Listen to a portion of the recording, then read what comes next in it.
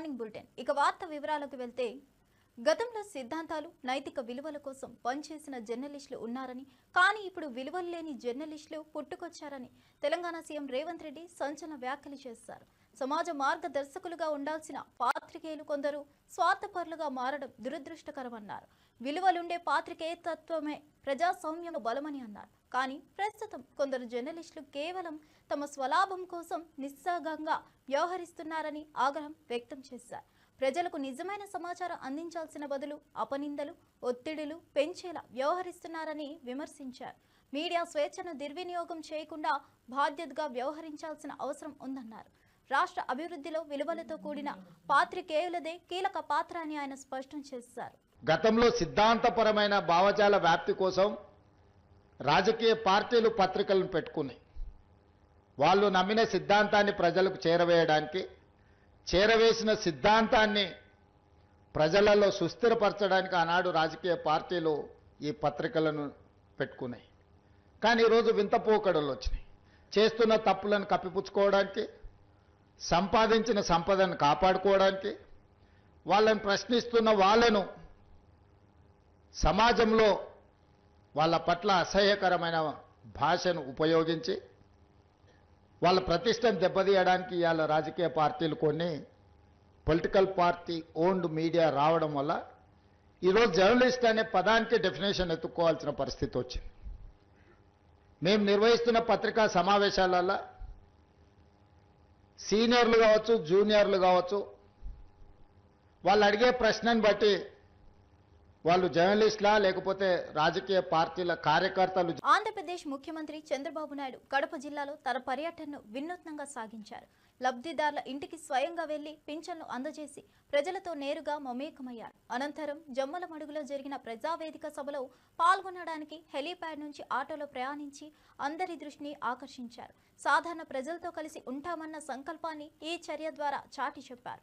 Pension పంపిణీ కార్యక్రమాన్ని పారదర్శకంగా నిర్వహిస్తూ ప్రతి లబ్ధిదారుడికి న్యాయం జరుగుతుందన్న విశ్వాసాన్ని కలిగించారు. సీఎం ఆటో ప్రయాణం చూసిన ప్రజలు ఆశ్చర్యంతో పాటు ఆనందం వ్యక్తం చేశారు.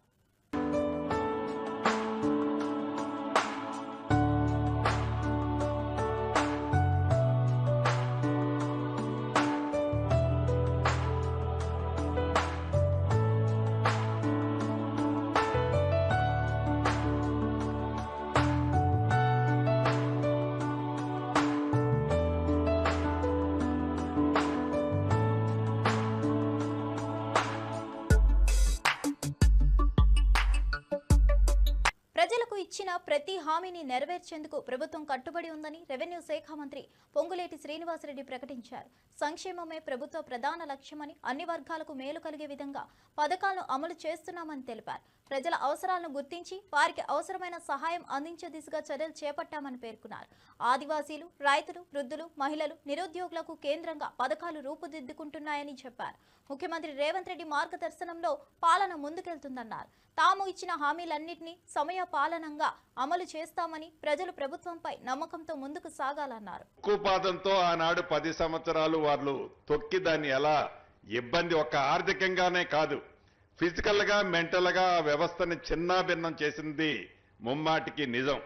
కానీ ఈ 19 నెలల్లో ఈ ఇందిరమ్మ ప్రభుత్వం వచ్చిన తర్వాత పేదోడి పక్షపాతంగా వాట్ బెస్ట్ ఈనాటి ఉన్న ఆర్థిక పరిస్థితులను బట్టి ఎక్కడ అభివృద్ధిని తగ్గనీయకుండా సంక్షేమ కార్యక్రమాలు పేదవాడికి, అది ఇళ్లు కావచ్చు, ఇళ్ల స్థలం కావచ్చు, రైతులకు భరోసా కావచ్చు, నిరుద్యోగ యువతకి ఒక పూర్తి మద్దతు ఇస్తూ వారికి ఇచ్చిన మాట ప్రకారం వారికి చేసే కార్యక్రమాలు కావచ్చు, మహిళలకు చేసే కార్యక్రమాలు కావచ్చు, సంక్షేమ కార్యక్రమాలు రాష్ట్ర ప్రభుత్వం ఈ రోజున్న ఆర్థిక పరిస్థితులు సహకరించకపోయినా ఏదైనా పట్టుదలతో దాన్ని ఎక్కడా తగ్గించొద్దని, గత ప్రభుత్వంలో ఏదైనా వాళ్ళు మంచి చేసిన 1-2 కార్యక్రమాలున్నా ఆ మంచి వాటిని ఎక్కడా కూడా కట్ చేయకుండా వాటిని ఇస్తూనే కమ్యూనిస్టు సోదరులు కోరుకునే పరిపాలన కాంగ్రెస్ ప్రభుత్వం ఈనాడు ఇస్తుంది అన్నది ప్రత్యక్షంగా ఈనాడు ఈ 19 నెలల్లో మీరు చూశారు. ఒక్క ఇవ్వటమే కాదు, పత్రికా స్వేచ్ఛను కూడా మాకిష్టం లేని పత్రికలు కూడా ఏదైతే పింక్ కలర్ లో బ్యానర్ ఐటమ్స్ ప్రతిరోజు మంచి కార్యక్రమాన్ని వక్రీకరించి నోటికి పట్టరాని పదజాలాలతో రాజీవ్ గాంధీ చట్టాన్ని అతిక్రమించి 10 మంది ఎమ్మెల్యేలను చేర్చుకున్న రేవంత్ రెడ్డి సర్కార్పై సుప్రీంకోర్టు తప్పుపడిందని నేపథ్యంలో ఎమ్మెల్సీ తక్కెళ్లపల్లి రవీందర్రావు తీవ్ర వ్యాఖ్యలు చేశారు. ఫిరాయింపులు రాజ్యాంగ విరుద్ధమని, అలా చేసిన ఎమ్మెల్యేలకు కనీసం సిగ్గు లజ్జ ఉన్నా రాజీనామా చేయాలన్నారు. సుప్రీంకోర్టు స్పష్టం చేసినప్పటికీ ఇంకా పదవుల్లో ఉండాలనుకోవడం అర్థం కావడం లేదన్నారు. ప్రజలు అసహ్యం పడుతున్న పదవులకు అంటుకొని ఉండే ఈ తీరు ప్రజాస్వామ్యాన్ని అపహాస్యం చేస్తుందన్నారు. రాజీవ్ గాంధీ రాజ్యాంగానికి ఇచ్చిన గౌరవాన్ని మర్చిపోయి ఆయనే తేవించిన చట్టాన్ని పక్కన పెట్టినట్టయిందని మండిపడ్డారు. ఇట్లాంటి నీచులకి ఓట్లేవాకండి, ఇట్లాంటి నీచుల్ని అసెంబ్లీ గేట్ కూడా దాటనివ్వద్దని అనేకమైన పరుష పదజాలంతో ఏవ్య భరితంగా చాలా ఆవేశపూరితంగా నీతివంతుల్లాగా ప్రజలకు చెప్పావు కదా, ఎన్నికల సమయంలో వేదికల మీద మాట్లాడావు కదా. ఏమైంది? బరి తెగించి చట్టాన్ని అతిక్రమించి, మీ రాజీవ్ గాంధీ గారు చేసిన చట్టాన్ని అతిక్రమించి 10 మంది ఎమ్మెల్యేలను చేర్చుకున్నావు కదా. కోర్టు తుర్పార పట్టింది కదా. కోర్టు అంతర్గతంగా మాట్లాడిన అంశాలని మీ తలకెక్కడం లేదా, మీ నెత్తికెక్కడం లేదా? 10 నెలలు గడిచింది కదా, స్పీకర్ గారికి తీరడం లేదా నిర్ణయాలు తీసుకోవడానికని? సుప్రీంకోర్టు వ్యాఖ్యలని చీమ కుట్టినట్టుగా కూడా లేకుండా తగుదనమని ఇంకా నవ్వుతూ టీవీలలో మాట్లాడడం, చెంపపెట్టు అని ఇంకా దబాయించుకోవడం సిగ్గుమాలిన చర్య అని ఈ సందర్భంగా భారత రాష్ట్ర సమితి ప్రజల దృష్టికి తీసుకొస్తుంది. ఎంత అవమానకరం అండి! ఈ ఎమ్మెల్యేలకు కూడా బుద్ధి ఉండాలి కదా. చీని ఒక పక్కన జనం చీగొడుతున్నారు. కాంగ్రెస్ పార్టీ మీకు ఇస్తున్న విలువ ఏంటి? ఆ పార్టీలో మీకు దక్కుతున్న గౌరవం ఏంటి?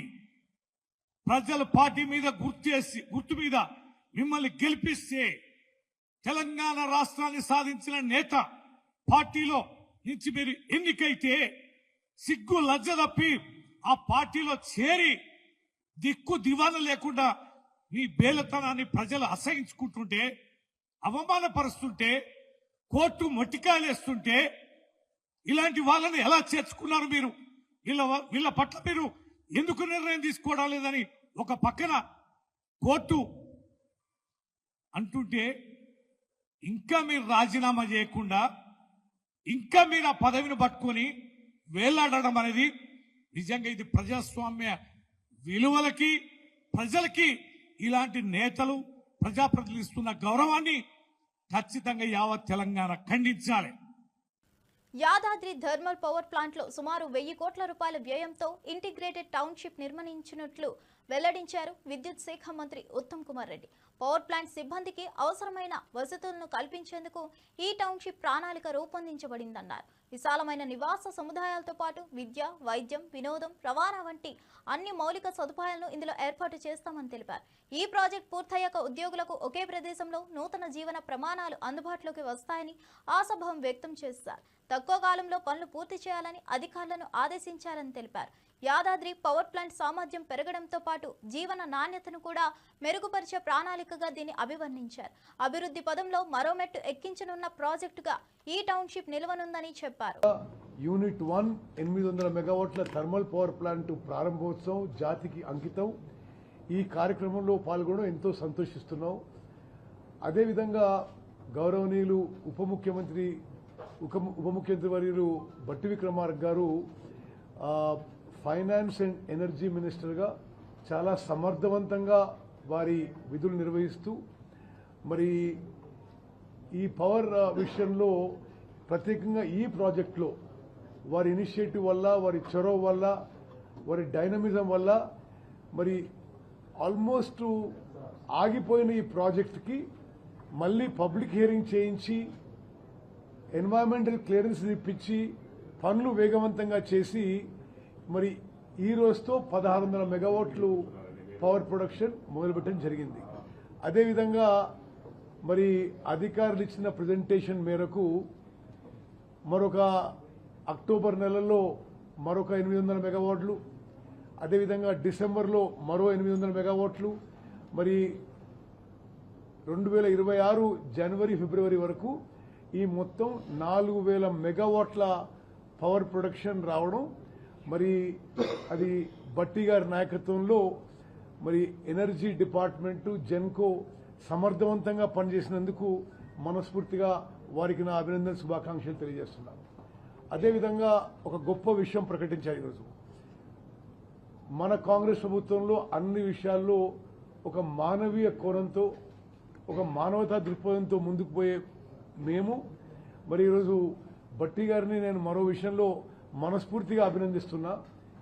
ఈ ప్రాజెక్టులకి ఇక్కడ వైటీపీఎస్ కానీ, అక్కడ హుజూర్నగర్ కాన్స్టిట్యున్సీలో పులిచింతల పవర్ ప్రాజెక్ట్ కానీ, ఎవరైతే ఈ ప్రాజెక్టుల కోసం భూములు కోల్పోయారో వారందరికీ 100% ఇదే ప్రాజెక్టులలో ఉద్యోగాలు కల్పిస్తామని చెప్పి, ఆగస్ట్ 15 లోపుగా కల్పిస్తామని చెప్పి వారు ఇచ్చిన హామీకి నేను జిల్లా మంత్రిగా రాష్ట్ర ఖజానా నింపుకోవడానికి రేవంత్ రెడ్డి ప్రభుత్వం ఊరుకో వైన్స్ పెట్టి కల్తీ మద్యం మాఫియాను పెంచి పోషిస్తుందని మాజీ మంత్రి శ్రీనివాస్ గౌడ్ తీవ్రంగా విమర్శించారు. ప్రజారోగ్యాన్ని పక్కన పెట్టి ఆదాయ వనరుల పేరుతో మద్యం విక్రయాలను పెంచడం దారుణమని వ్యాఖ్యానించారు.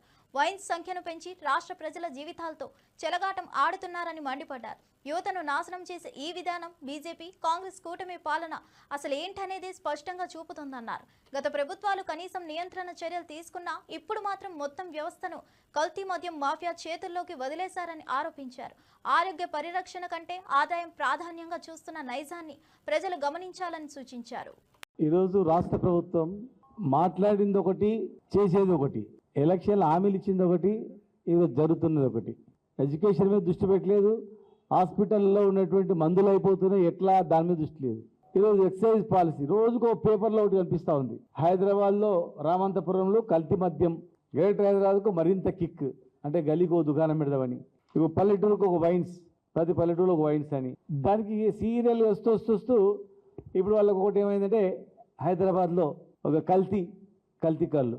మద్య నిషేధం చేస్తామని అన్నారు, బెల్ట్ షాపులు బంద్ చేయాలని చెప్పన్నారు. మీరు చెప్పింది ఏంది, చేస్తున్నది ఒక్క బెల్ట్ షాప్ అని మీరు బంద్ చేసిందా? మరి ఇంకా టెట్రా ప్యాక్లు వస్తున్నాయి. టెట్రా ప్యాక్స్ చిన్న జేబుల 60 ml 90 ml వాళ్ళు చిన్న జేబులు వేసుకొని పోవచ్చు అంతే. ఆటోలో పోతూ లేకపోతే లైట్ పడ్డదనుకో, లైట్ పడగానే ఆ లైట్ తీసే లోపల లట్టుకుని ఇట్లా నోట్లో వేసుకోవాలి, నీళ్ళు తాగాలి, పోవాలి అంతే. కాదు ఆటోలో పోతా అంటే పూర్తి అందుబాటులో ఒక పాన్ తిన్నట్ల. బయట ఓటోలోకి ఎంత ఇబ్బంది అవుతుంది. టెట్రా ప్యాకులు తెస్తున్న వాస్తవమా కాదా? కొత్త కంపెనీలను ఆహ్వానించారు, ఇప్పుడు రెడీ ఉన్నాయి, ఆల్రెడీ టెండర్స్ కాల్ఫర్ చేసారు. ఏవో పేర్లు, కొత్త పేర్లు, బొంబు బీర్లు, బిర్యానీ బీర్లు, బంబం బీర్లు, ఒకటి కొంటే 2 ఫ్రీ, ఇలాంటివి. అందుకే ఈరోజు నేను చెప్తా ఉన్నాం, ఇదంతా లిక్కర్ మాఫియా, లిక్కర్ సిండికేట్ చేస్తున్నటువంటి కుట్ర. ఇది పైసలు దోచుకోవడానికి, పైసలు మొత్తం చేసుకోవడానికి, 2 రకాల దోపిడీ చేయడానికి. అఫీషియల్గా ఇన్కమ్ వస్తుంది, ప్లస్ కంపెనీల నుంచి కూడా డబ్బులు వస్తాయి. దీన్ని రుచి మరిగి ఇక దీన్ని ఇంకా ఎక్కువ చేస్తే బాగుంటుంది, ఇంకా ఎక్కువ డబ్బులు వస్తాయనేటువంటి ఆశతోనే ఈ టెట్రా ప్యాకులు, కొత్త కంపెనీలు, ఊరుకు దుకాణము, హైదరాబాద్లో దుకాణాలు బంద్, ఇంకా షాపులు ఉంచడం అనేది. కల్తీ పేరు చెప్పి నిషేధిస్తామంటే దానికి ఒప్పుకోం. చెట్లు లేకపోతే అలాట్మెంట్ చేయండి. సిటీకి దగ్గర 1/2 hour జర్నీలో అనేక రకాల లక్షల చెట్లు ఉన్నాయి. కల్లకుర్తి, ఆమన్గల్లు, చౌటుప్పలు, భువనగిరి చాలా ఉన్నాయి. మీరు హోంమంత్రి పదవి నుంచి అనితను తప్పిస్తారన్న భయంతోనే ఆమె మాట్లాడుతున్నట్లు కనిపిస్తుందని మాజీ మంత్రి అంబటి రాంబాబు తీవ్రంగా విమర్శించారు. మాజీ సీఎం జగన్ కుటుంబ విషయాలపై మాట్లాడే హక్కు అనితకు ఎక్కడి నుండి వచ్చిందని ప్రశ్నించారు. మీ పుట్ట పూర్వత్రాల గురించి మాకు తెలియదా అని అనుకుంటున్నారా? మేము మాట్లాడితే అది ఎక్కడి దాకా వెళ్తుందో తెలుసుకోండి అని గట్టిగా హెచ్చరించారు. రాజకీయాల్లో పరస్పర గౌరవం ఉండాలని, కుటుంబ అంశాలను రాజకీయం చేయడం సరికాదన్నారు. అనిత అనవసరంగా వ్యక్తిగత వ్యాఖ్యలతో వేదికలను దుర్వినియోగం చేస్తున్నారని ఆగ్రహం వ్యక్తం చేశారు. అసెంబ్లీలో చర్చలు ఆచరణాత్మకంగా ఉండాలంటే మినిమం పరస్పర గౌరవం అవసరమన్నారు. మరి నువ్వు చేసిన దీనివల్ల, నువ్వు చెప్పే సోకాల్డ్ మేజర్ పెద్ద బ్రాండ్స్ అన్ని వచ్చినందువల్ల రెవెన్యూ 30-40% పెరిగిండాల. మరి ఎందుకు నార్మల్ గ్రోతే ఉంది, 10% ఉంది. మా హయాంలో డిస్కరేజ్ చేశాము, వాల్యూమ్స్ తగ్గినాయి, రెవెన్యూ పెరిగింది ట్యాక్సుల వల్ల, క్లియర్ కనపడుతుంది. నీ హయాంలో వాల్యూమ్స్ ఇబ్బడిముబ్బడిగా పెంచినావు, రెవెన్యూ పెరగాలి అనుకున్నట్టు. షాపులు కింది వరకు తీసుకెళ్ళావు, ఇండ్లలో పెట్టండి ఒకటే. ఇప్పుడు డోర్ డెలివరీ కూడా అంటున్నారు మీ స్విగ్గీలో ఇట్లా వాటి ద్వారా. ఊర్లలో అయితే డోర్ డెలివరీ చేస్తున్నారు అంటున్నారు. ఈ స్కామ్ ఉంది మేము ఇది చేస్తాం అది చేస్తాం అన్నప్పుడు ఎన్నికలు అయిపోయి అతను అరెస్ట్ అయింది 90 రోజుల ముందు. అన్ని రోజులు అక్కడే పెట్టుకొని కూర్చుంటాడా? 11 కోట్లు ఇది చేయడం అది పెద్ద కష్టమా? అది ఉండేటువంటి 3 నెలల ముందు వాళ్ళ ఇళ్లలోనే రైడ్స్ జరిగాయి. ఆ రోజు ఎందుకు దొరకలా? ఈ రోజే సడన్గా ఎట్లా దొరికింది? ఇవన్నీ క్వశ్చన్లు వస్తాయి. అంటే ఆ రోజు పేపర్ చదివేవాడికి అంతకంటే లోతుగా ఆలోచించాడు. అమ్మాయి 11 కోట్లు దొరికింది, ఓహో ఇక్కడ ఏదో ఉందని అనుకోవాలి. ఇంకోడు ఎన్నికల సమయంలో దొరికిందని ఆ రోజే అతను క్లెయిమ్ చేశాడు. ఆ రోజే ఒక పెద్ద మనిషి ఎవరు ఇది నాదన్నాడు. కొన్ని ఈ రోజు కాదు, ఇప్పుడంటే స్కామ్ అంటున్నారు, లింక్ చెవిరెడ్డి భాస్కర్కి లింక్ చేస్తున్నారు. ఆ రోజు తెలియదు. మరి ఆ రోజు నుంచే అతను అప్పుడే కోర్టులో వేశాడు. ఈ రోజు నువ్వు ఉన్నట్టుని తెచ్చి రెండింటిని కలిపి ఇది ఎలక్షన్లు అంటున్నావు. మిథున్ రెడ్డికి సంబంధించినంత వరకు నా దగ్గర లేవు, చూశాను కానీ అతను కావాలంటే రిలీజ్ చేస్తాడు. మా ఎంపీ లోక్సభలో మా పార్టీ నాయకుడు మిథున్ రెడ్డి వాళ్ళ కంపెనీకి సంబంధించి ఒక పర్టికులర్ కంపెనీ నుంచి వర్క్ కోసం అడ్వాన్స్ వచ్చింది. వర్క్ అలొకేషన్ కాలా, ఇవ్వలేకపోయారు సబ్ కాంట్రాక్టు, మళ్ళీ వెనక్కి వెళ్ళింది. ఎప్పుడు ఇది 19, 20, 21 ఎప్పుడో ఆ మధ్య, అప్పుడు కోవిడ్ టైం అనుకుంటా. కోవిడ్ టైంలో మరి ఆ రోజు మిథున్ రెడ్డి కలగా నింటాడా? అప్పుడే ట్రాన్సాక్షన్ ఓహో ఫ్యూచర్లో చంద్రబాబు నాయుడు వస్తారు. ముస్లిమేతర బీసీల ప్రాతినిధ్యం గత ప్రభుత్వంలో 52% ఉండగా ప్రస్తుత సీఎం రేవంత్ రెడ్డి దాన్ని 46%కి తగ్గించారని మండిపడ్డారు. ఎమ్మెల్సీ దాసోజు శ్రవణ్ కుమార్ కులగణన సర్వే రిపోర్టును దాచిపెట్టడం ఏంటని ప్రశ్నించారు. ఢిల్లీలో డ్రామాలు చేస్తూ బీసీ హక్కులను కాలరాస్తూ రేవంత్ చరిత్రలో బీసీ ద్రోహిగా నిలిచిపోతారని హెచ్చరించారు. బీసీలకు న్యాయం చేయాల్సిన బాధ్యత ఉన్న సీఎంగా వారి ప్రాతినిధ్యాన్ని తగ్గించడం తీవ్రంగా తీసుకోవాల్సిన అంశమన్నారు. సర్వే ఫలితాలను బయటపెట్టి బీసీలకు తగిన హక్కులు కల్పించాలని డిమాండ్ చేశారు. ఢిల్లీలో మాటలు, రాష్ట్రంలో తప్పుడు చర్యలు అంటే అది బీసీలను మోసం చేసినట్లేనని ధ్వజమెత్తారు. మీడియా మిత్రులారా, అట్లే ఉంటుందా? ప్రభుత్వం నడిపే పద్ధతి అదేనా? ఒక బిల్లు పోయిన తర్వాత, ఒక కీలకమైన బిల్లు, కోట్ల మంది ప్రజలు ఎదురు చూసే బిల్లు, దాని పట్ల ఒక లీగల్ క్వైరీ వచ్చినా, లేకపోతే రిజెక్ట్ చేసినా, లేకపోతే ఇంకేదైనా సమాధానం కావాలని చెప్పి అడిగిన తర్వాత, don't you think it is the customary, it's the obligation and part of the chief minister to communicate the people of Telangana? ప్రజల బిల్లు కదా అది. నువ్వు ప్రజల బిల్లును ప్రజలకు చెప్పకుండా పంపినా అని చెప్పని బుల్డోజ్ చేసి పడేసి, వాళ్ళని ఏదో చిట్ చాట్ చేసి పడేసి, వాళ్ళకు చక్కలుగులు పెట్టి పంపిస్తే ఇది ఎక్కడ ముచ్చట? ఇది మోసం, దగ. నేను మళ్ళీ చెప్తా ఉన్నాను, 160 కోట్ల రూపాయలు పెట్టి నువ్వు కాస్ట్ సర్వే రిపోర్ట్ చేసినావు, ఫైన్. ఇంతమంది సోదరులు చెప్పిండ్రు ఆ రిపోర్ట్ చేసిన పద్ధతి తప్పు అని చెప్పని. ప్లానింగ్ కమిషన్ ద్వారా కాదు, డెడికేటెడ్ ఇండిపెండెంట్ కమిషన్ ద్వారా, నిరంజన్ గారి ద్వారా జరిపించాల్సి ఉండే అని చెప్పని చెప్పిండ్రు. నెత్తిన నోరు పెట్టుకొని మొత్తుకున్నాడు ఆయన. Ever since the cost census చర్చ వచ్చిన ప్రతిసారి కూడా ఆయన నెత్తిన నోరు పెట్టుకొని ప్రభుత్వం ఇట్లా చేయాలని చెప్పని చెప్పిండ్రు. వినలేదు, చేసిన రిపోర్ట్ ను బయట ఎందుకు పెట్టావా?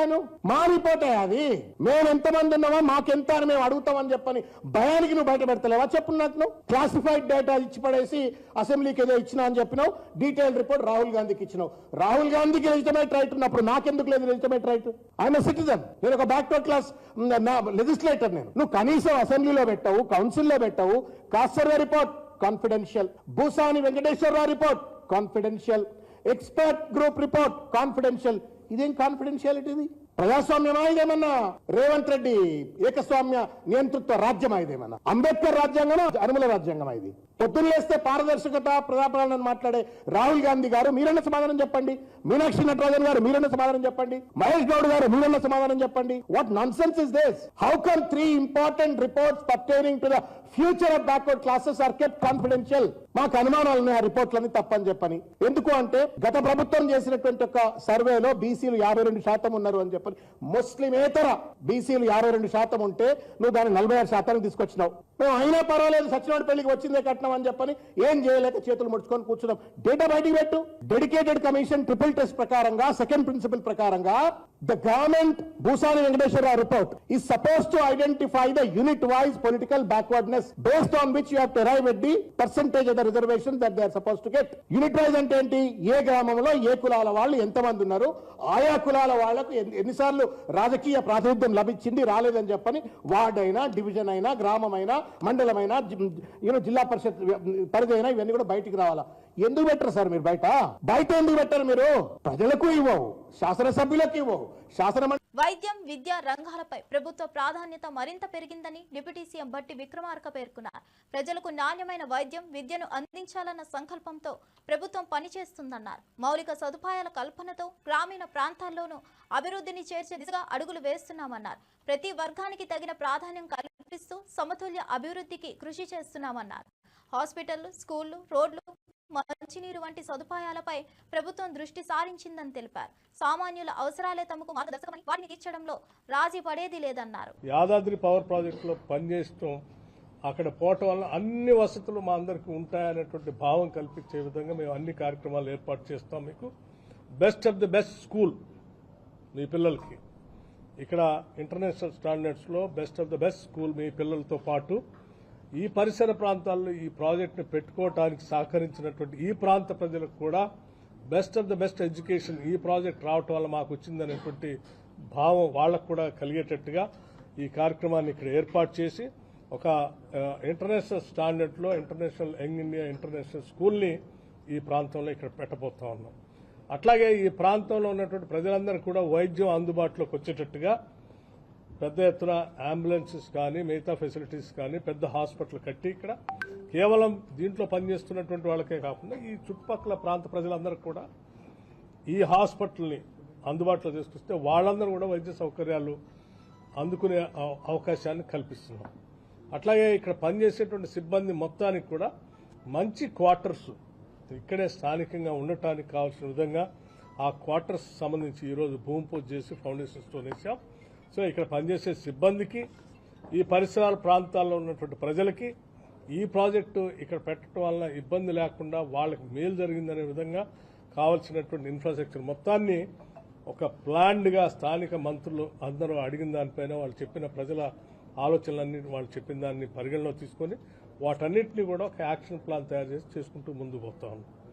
అట్లాగే ఇక్కడ నుంచి ట్రాన్స్పోర్టేషన్ పెరుగుతుందనేటువంటి భావంతో చుట్టుపక్కల ఉన్న గ్రామాలకి పొల్యూషన్ నుంచి యాష్ ట్రాన్స్పోర్టేషన్ జరిగేటప్పుడు రోడ్లు దెబ్బతినకుండా ఉండాలని ఒక సీసీ రోడ్డు కావాలనంటే ఆ సీసీ రోడ్డును కూడా శాంక్షన్ చేసి దానికి పనులు కూడా మొదలైనాయి.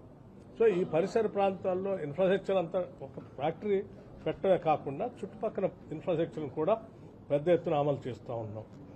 ఒక ఫ్యాక్టరీ వస్తే మిగతా వాళ్ళందరికీ కూడా మేలు జరగాలనేది ఈ రాష్ట్ర ప్రభుత్వం యొక్క ఆలోచన. దానికోసం ఈ కార్యక్రమాలను చేస్తూ ముందుకు పోతున్నాం. ఈరోజు రెండో యూనిట్ అంటే వాళ్ళు మేము గతంలో యూనిట్ 2ని డెడికేట్ చేశాం. యూనిట్ 1 అంటే 2 యూనిట్లు స్టేజ్ 1లో ఉన్నటువంటి వాటిని కంప్లీట్ చేశాం. రాబోయే మిగతా 3 యూనిట్లు కూడా స్టేజ్ 2లో ఉన్నట్టు కూడా ఈ సంవత్సరమే డిసెంబర్ లోపల కంప్లీట్ చేయబోతున్నాం. ఆ టార్గెట్ ప్రకారమే ముందు పోతా ఉన్నాం. దీంట్లో మేము ఫిక్స్ చేసుకున్న క్యాలెండర్ ప్రకారం సక్సెస్ అవుతూ ముందు పోతున్నాం కాబట్టి భారం లేకుండా ముందు తీసుకొని పోవచ్చు. I wish all the best to the employees who are all working here. Srisailam Mallanna స్వామివారి హుండీ నగదు దొంగలించిన కేసులో కాంట్రాక్ట్ పరిచయకుడు హెచ్ విద్యాధర్ను పోలీసులు అరెస్ట్ చేశారు. హుండీలో నగదు దాచే సమయంలో 12 సార్లు చోరీ చేసినట్టు గుర్తించారు.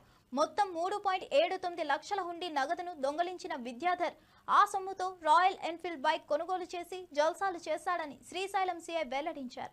పోలీసులు నిందితుడి వద్ద నుంచి 1.24 లక్షల నగదు రాయల్ ఎన్ఫీల్డ్ బైక్ ను స్వాధీనం చేసుకున్నారు. గత నెల 16న జరిగిన చోరీ ఘటనపై ఆలయ అధికారులు ఇచ్చిన ఫిర్యాదు మేరకు కేసు నమోదు చేసిన పోలీసులు సాంకేతిక ఆధారాలతో విచారణ జరిపి నిందితుడిని పట్టుకున్నారు. ఆలయ పరిశుద్ధతకు భంగం కలిగించే ఈ ఘటన భక్తులను కలిచివేసింది. భద్రతను మరింత పటిష్టం చేయాలని భక్తులు డిమాండ్ చేస్తున్నారు. ఈ నెల అనగా 16/7/2025న శ్రీ బ్రహ్మరంభ మల్లికార్జున స్వామి వారి దేవస్థానంలో మల్లికార్జున స్వామి ఆలయంలో హుండీలో దొంగతనం జరిగిందని చెప్పేసి దేవస్థానం సిఎస్ గారికి ఫిర్యాదు మేరకు కేసు నమోదు చేయడం జరిగింది. ఆ ఫిర్యాదు కేసు నమోదు చేసిన దర్యాప్తులో భాగంగా పూజారి గురించి వెతకగా ఈ దినం ఉదయం అతన్ని పట్టుకోవడం జరిగింది. అతను పట్టుకొని విచారించగా అతను హుండీలో ఇప్పటికీ అవైలబుల్ బ్యాకప్ ప్రకారం 12 సార్లు హుండీలో దొంగతనం చేయడం జరిగింది. ఆ 12 సార్లు దొంగతనం చేసిన అమౌంట్లో కొంత భాగాన్ని రాయల్ ఎన్ఫీల్డ్ బైక్ కొనుక్కోవడం జరిగింది. అతని వద్ద ఈరోజు 1,24,200 రూపాయలు నగదును సీజ్ చేయడం జరిగింది.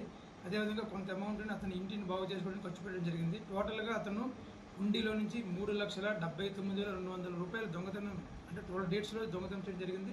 అందులో మేము ఈరోజు సుమారు 2,79,200 రూపాయల నగదును సీజ్ చేసి అతనిని అరెస్టు చేసి రిమాండ్ నిమిత్తం ఆత్మకూరు కోర్టు నందు ప్రవేశపెట్టడం జరిగింది.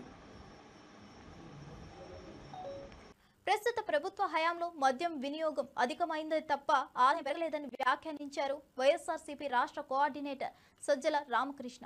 నారా చంద్రబాబు నాయుడు ప్రచారం చేస్తున్న మద్యం బ్రాండ్స్ వల్ల ప్రజల ఆరోగ్యానికి హాని తప్ప లాభం లేదని విమర్శించారు. తమ ప్రభుత్వ కాలంలో వినియోగం తగ్గుతూ ఆదాయం పెరిగిందని గుర్తు చేశారు. జగన్ పర్యటనల సందర్భంగా ప్రజలు రాకుండా గుంతలు తవ్వడం దురదృష్టకరమని అన్నారు. రోడ్డులో గుంతలు తవ్వి అపతులే తలపెడుతున్నారని, ఇది ప్రజాస్వామ్యానికి మచ్చపెట్టే చర్యలుగా పేర్కొన్నారు. భవిష్యత్తులో గోడలు కడతారేమోనన్న స్థాయికి చేరారని ఎద్దేవా చేశారు. ప్రజల ఆకాంక్షలపై ప్రయాణించే నేతను అడ్డుకోవడమేంటని ప్రశ్నించారు. మరి నువ్వు చేసిన దీనివల్ల, నువ్వు చెప్పే సోకాల్డ్ మేజర్ పెద్ద బ్రాండ్స్ అన్ని వచ్చినందువల్ల రెవెన్యూ 30-40% పెరిగిండాల. మరి ఎందుకు నార్మల్ గ్రోతే ఉంది, 10% ఉంది. మా హయాంలో డిస్కరేజ్ చేశాము, వాల్యూమ్స్ తగ్గినాయి, రెవెన్యూ పెరిగింది ట్యాక్సుల వల్ల, క్లియర్ కనపడుతుంది. నీ హయాంలో వాల్యూమ్స్ ఇబ్బడిముబ్బడిగా పెంచినావు, రెవెన్యూ పెరగాలి అనుకున్నట్టు. షాపులు కింది వరకు తీసుకెళ్ళావు, ఇండ్లలో పెట్టండి ఒకటే. ఇప్పుడు డోర్ డెలివరీ కూడా అంటున్నారు మీ స్విగ్గీలో ఇట్లాంటి వాటి ద్వారా. ఊర్లలో అయితే డోర్ డెలివరీ చేస్తున్నారు అంటున్నారు. ఈ స్కామ్ ఉంది మేము ఇది చేస్తాం అది చేస్తాం అన్నప్పుడు ఎన్నికలు అయిపోయి అతను అరెస్ట్ అయింది 90 రోజుల ముందు.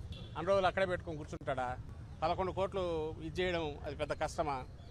అది ఉండేటువంటి మైనంపల్లి అనుచరులు సోషల్ మీడియాలో మహిళలపై అభ్యంతరకర పోస్టులు పెడుతున్నారని ఆరోపిస్తూ మల్కాజ్గిరి నియోజకవర్గానికి చెందిన బీఆర్ఎస్ మహిళా కార్పొరేటర్లు మానవ హక్కుల కమిషన్ను ఆశ్రయించారు. తమపై దాడులు జరిగిన ఆల్వాల్ పోలీస్ స్టేషన్లో ఫిర్యాదు చేసిన స్పందన లేకపోవడం పట్ల తీవ్ర ఆవేదన వ్యక్తం చేశారు. కాంగ్రెస్ పార్టీకి చెందిన మైనంపల్లి అనుచరులు రాజకీయ పరంగా కక్షగట్టుకొని సోషల్ మీడియాలో దుష్ప్రచారం చేస్తున్నారని పేర్కొన్నారు. ముఖ్యంగా మహిళలను కించపరిచేలా వీడియోలు, పోస్టులు పెడుతున్నారని వివరించారు. మల్కాజ్గిరి గౌతమ్ నగర్ డివిజన్ కార్పొరేటర్ సునీత యాదవ్ ఆధ్వర్యంలో కమిషన్ను కలిసి ఫిర్యాదు చేశారు. ఈ కార్యక్రమంలో ఆల్వాల్ డివిజన్ కార్పొరేటర్ శాంతి శ్రీనివాసరెడ్డి, వెంకటాపురం డివిజన్ కార్పొరేటర్ సబితా కిషోర్, ఇతర బీఆర్ఎస్ నేతలు పాల్గొన్నారు. మమ్మల్ని పరామర్శించడానికి రావడం జరిగింది. పరామర్శించే సందర్భంలో చేసిన వీడియోలు అవి అసభ్యకరంగా ఇన్స్టాలలో పోస్ట్ చేస్తూ వాటిని మమ్మల్ని లేడీస్ అని చూడకుండా అవమానించడం జరుగుతుంది. మేము వాళ్ళని ఒకటే ప్రశ్నిస్తున్నాము, వాళ్ళకి అక్క చెల్లెలు లేదా, తల్లి లేదా, మాలాంటి తల్లి లేదా అని చెప్పేసి కూడా ప్రశ్నిస్తున్నాము. అంతేకాదు ఇన్స్టాల్లో వేల మంది కూడా వీటి షేర్ చేయడం జరుగుతుంది. వాళ్ళు ఏదైనా సమాజానికి ఉపయోగపడేటివి షేర్ చేస్తే బాగుంటది, కానీ ఇట్లాంటివి ఖండించాలి కానీ షేర్ చేస్తున్నారు. దీని మీద ఎట్లాగైనా మేము మా అల్వాల్లో కూడా కంప్లైంట్ ఇవ్వడం జరిగింది, కానీ వాళ్ళు ఎటువంటి కూడా వాళ్ళు న్యాయం చేయట్లేరు మాకు. అందుకోసమే మానవ హక్కుల కమిషన్ కి రావడం జరిగింది. వాళ్ళపైన కూడా చర్యలు తీసుకోవాలని చెప్పేసి మేము ఇక్కడ చెప్పడం జరిగింది. అంతేకాదు ఇప్పుడు మేము ఉమెన్ కమిషన్ దగ్గరికి కూడా వెళ్తున్నాము. ఇది కూడా మాకు ఇక్కడ కూడా న్యాయం జరగకపోతే కాంగ్రెస్ పార్టీ ఇన్ఛార్జ్ అయిన మీనాక్షి నటరాజన్ గారిని కూడా యాజ్ ఏ మహిళగా ఆమెను కూడా కలిసి మేము మా బాధని చెప్పుకుంటామని చెప్పేసి కూడా తెలియజేస్తున్నాం. 10 ఏళ్ల పాలనలో కేసీఆర్ విచ్చలవిడిగా అప్పులు చేసి రాష్ట్రాన్ని ఆర్థిక సంక్షోభంలోకి నెట్టారని టీపీసీసీ వర్కింగ్ ప్రెసిడెంట్ బొమ్మ మహేష్ కుమార్ గౌడ్ విమర్శించారు. బీఆర్ఎస్ హయాంలో జరిగిన దుర్వినియోగం, కుంభకోణాల మూలంగా రాష్ట్ర భవిష్యత్తే దెబ్బతిందని ఆవేదన వ్యక్తం చేశారు. ఇప్పటికే ప్రజలు బీఆర్ఎస్ ను తిరస్కరించారని, సోనియా గాంధీ ఇచ్చిన వాగ్దానంపై ప్రజల్లో ఇప్పటికీ గాఢమైన విశ్వాసం ఉందన్నారు. రాజీవ్ అయాస్, ఇంద్రమ్మ ఇల్లు వంటి పథకాలు ప్రజల గుండెల్లో నిలిచిపోయాయని తెలిపారు. మరోసారి కాంగ్రెస్ పార్టీ అధికారంలోకి వస్తే ఆ భరోసా కార్యరూపం దాల్చుతుందని స్పష్టం చేశారు. కేసీఆర్ పాలనపై ప్రజల్లో అసంతృప్తి ఎక్కడికక్కడే ఉందని, తెలంగాణ ఆత్మగౌరవాన్ని నిలబెట్టే శక్తి కాంగ్రెస్కే ఉందన్నారు. ప్రజలు త్వరలోనే మార్పు తీసుకురాబోతున్నారని బొమ్మ మహేష్ ధీమా వ్యక్తం చేశారు. అప్పు తీసుకొచ్చే ముందు కట్టే కెపాసిటీ ఉందా లేదా చూసుకోవాలి. అదేమీ లేకుండా ఇప్పటి ముప్పటిగా అప్పులు చేసి 7.5 లక్షల కోట్ల అప్పు. 65 ఏళ్ల కాంగ్రెస్ టీడీపీ పాలనలో మన అప్పంతా 65,000 కోట్లు మాత్రమే. కానీ 10 ఏళ్ల కేసీఆర్ పాలనలో 6.5 లక్షల కోట్లు అప్పు తెచ్చింది. ఇవాళ నెల తిరగకుండానే దాదాపు 6,000 కోట్ల రూపాయలు మనం అప్పు, రుణము, ఇన్స్టాల్మెంట్ కడతా ఉన్నాం. ఇంత ఇబ్బంది ఉండి కూడా మనం ఇచ్చిన మాటలు ఒక్కొక్కటిగా పూర్తి చేస్తూ ఉన్నాం. అధికారంలోకి వచ్చిన 24 గంటలు ఉచిత బస్సు ఇచ్చాం. అక్కడ మొదలుకొని నిన్న మొన్నటి వరకు ఇచ్చినటువంటి ఇందిరమ్మ ఇల్లు కానీ, రేషన్ కార్డులు కానీ, సన్న బియ్యం కానీ ఆషామాషి కార్యక్రమాలు కావు. ఇవన్నీ కూడా ప్రజలకు ఇస్తూ ఉన్నాం. ఈ ప్రజలకి చేరుతున్న తీర్థనులు, ప్రజలు పొందుతున్న ఫలాలు ఏ రకంగా ఉన్నాయి, ఇంకేమైనా లోటుపాట్లు ఉన్నాయా, ఇంకేమైనా సరిదిద్దుకోవాల్సిన అవసరం ఉందా, ఇవన్నీ తెలుసుకోవడానికి పిసిసి పాదయాత్ర రూపంలో మీ దగ్గరకు వచ్చింది. రావడానికి కారణం మీ నుంచి వినాలని, మీరు చెప్పే మాటలు వినాలని. ఇవాళ మీరు మాట్లాడినారు, వేదిక పైన చాలామంది వాళ్ళ రంగన ఉన్నాడు, మనోహర్ రెడ్డి గారు ఉన్నారు, చాలా మంది ఉన్నారు, మధుయాసి గారు ఉన్నారు. ఎవరు మాట్లాడలేదు, కేవలం మీరు మాట్లాడేది విన్నాం. కారణం ఏంటంటే గ్రామాల్లో ఉండేటువంటి స్థితిగతులు, గ్రామాల్లో పడుతున్న ఇబ్బందులు మాకన్నా ఎక్కువ మీకు తెలుస్తాయి. ప్రజలు ఏం కోరుకుంటున్నారు, ప్రజలు ఈ ప్రభుత్వం మీద ఏం మాట్లాడుకుంటున్నారు, ఎంతవరకు సంతోషంగా ఉన్నారు, ఎంతవరకు లోటుపాట్లు ఉన్నాయి, ఇంకేమైనా ఇబ్బందులు ఉన్నాయా, ఇవన్నీ కూడా మాకన్నా ఎక్కువ మీకు తెలుస్తాయి. కాబట్టి మీ ద్వారా వాటిని తెలుసుకోవాలనే ఉద్దేశంతో ఇవన్నీ ఈనాటి విశేషాలు. మరో బులెటిన్తో మళ్ళీ కలుద్దాం.